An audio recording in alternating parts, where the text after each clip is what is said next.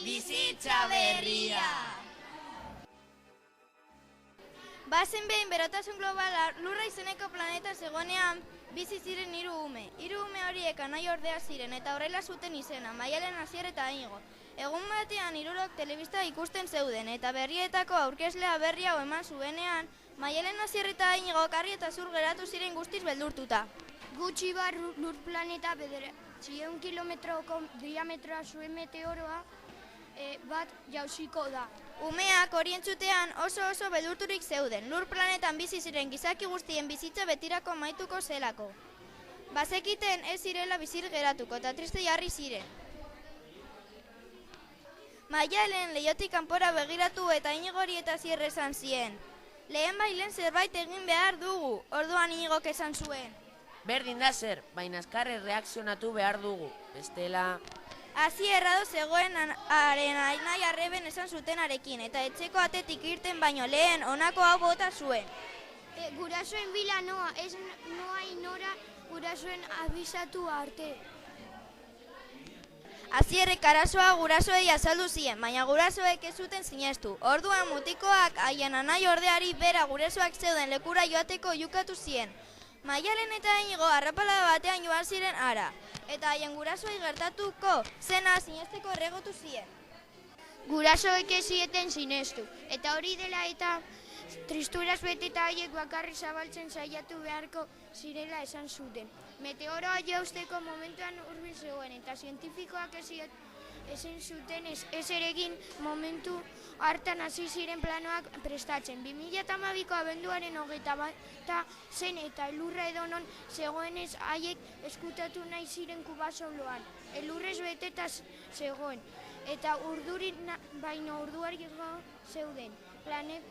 Planekin azkar elurra kentzen ari ziren.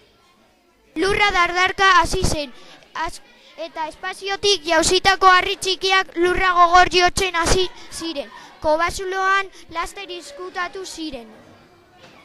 Iñigo meteoroak erraldoia azkar jausten ikusi zuen, zehazki 22 kilometro segundura eta esan zuen. Amaitu da dena, oso ondo pasatu dut zuekin bizitzen zehar, baina heldu da momentua. Esan zuen lurrikara batek lurra astindu baino lehen. Konortea iaia galduta Maialenek bere Espainetik honako hau irten utzi zuen. Egia da, heldu da momentua, ez dugu berriro elkar ikusiko. Hori esan eta 3 anai ordeak negar batean hasi ziren. 15 segundura falta ziren meteoroa garpuak Lur planetaren azalera ikutu eta purtzeko. Orduan Asierrek, nire bizitzako momentu hoberenak zuekin igaru ditut. Laster barru ez naiz ezer izango planeta honetan. Hori esaten bukatu segundo bateko isilunea egon eta meteora izugarrizko talka Lurraren kontra eta uen erraldoiak sortu zioten.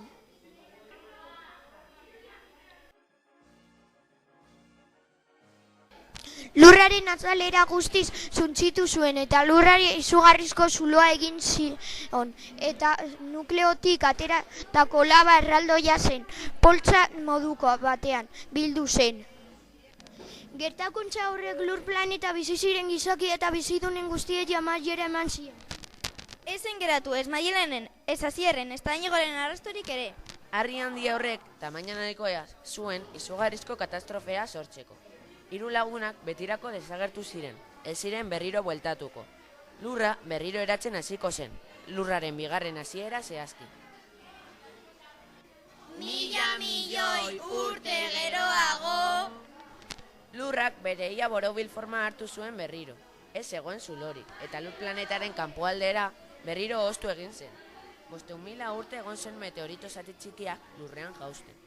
Hauek, lehenago gertatu zen bezala, ur kantitate txikia zeramaten, eta hainbat meteorito zatien jauzien ondorioz, itsaso, aintzira eta ozeanoak sortu ziren. Landaretza ugaria zegoen Lurraren edozein tokitan. Kontinente berriak sortu ziren. Hau guztia sortu zuen meteoritoa jauzi baino lehen zeuden kontinenteak bezalakoak ez ziren. Ur gehiago zegoen, eta poloetan izotz asko sortu zen. Berotasun globala guztiz ezaguertu zen Lurretik. Naturaren poderioz, bizidunak agertu ziren, eta baita gizakiak ere. Arraroena, gizakiak ez zirela hasi tximinoetatik, eta lehen zeuden gizakiak baino inteligenteagoak ziren.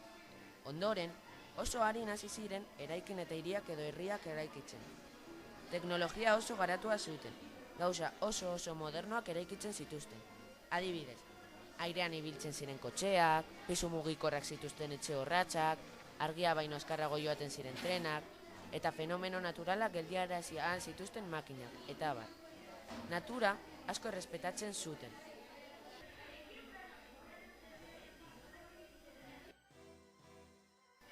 Animaliak ere asko garatu ziren, eta gaur egungoak baino ezberdinagoak ziren. Eta horrelakoa zen, sortu zen bizidunen gizaldi berria.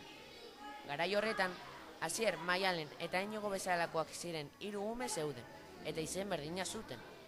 Eta duela 1000 milioi urte bizi ziren Asier, Maialen eta Inigo bezala pentsatzen jolasten eta gauzak egiten zituzten.